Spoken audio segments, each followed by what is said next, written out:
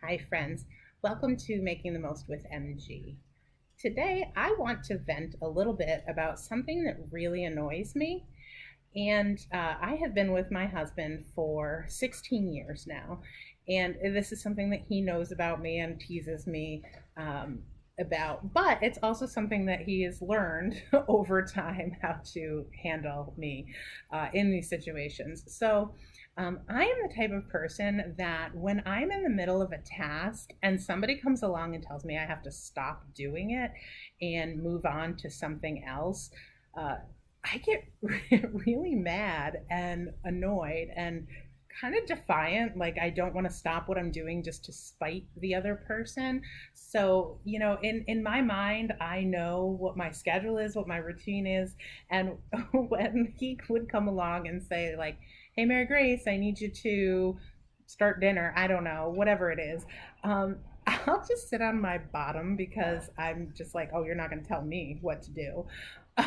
And the reason that I am sharing this with you is because something that has worked in our family and it works in many of the programs that I go into is something called pre-setting before a transition.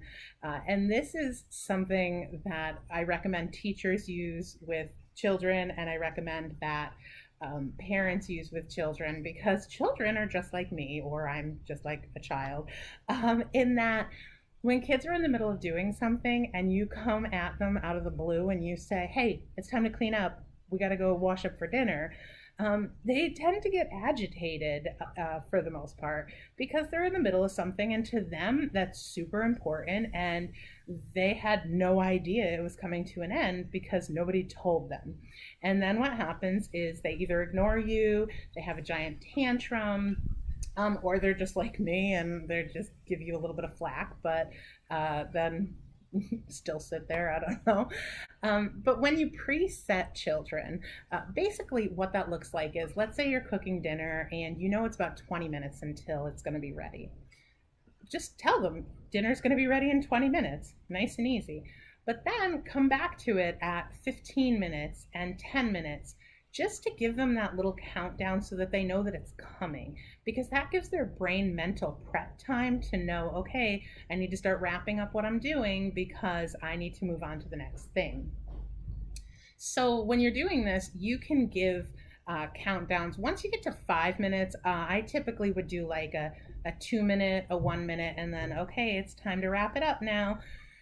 And when you're doing that, when you're giving a countdown, you can verbally do that, or you can set a timer, whether it's on one of your electronic devices that they can have right next to them and see the clock counting down, or you can put it on your microwave or your oven timer.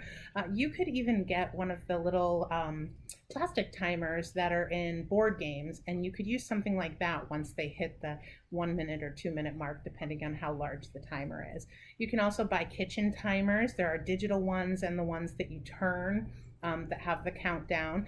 And it's nice because, again, it's really about that mental preparation to know.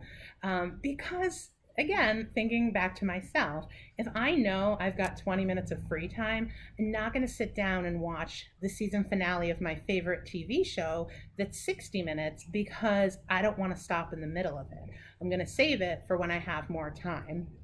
And really, we're teaching our children how to handle transitions, how to make decisions, how to plan appropriately. So there's so many good things that come out of pre-setting, and I highly recommend it. And it will reduce your tantrums if you do so.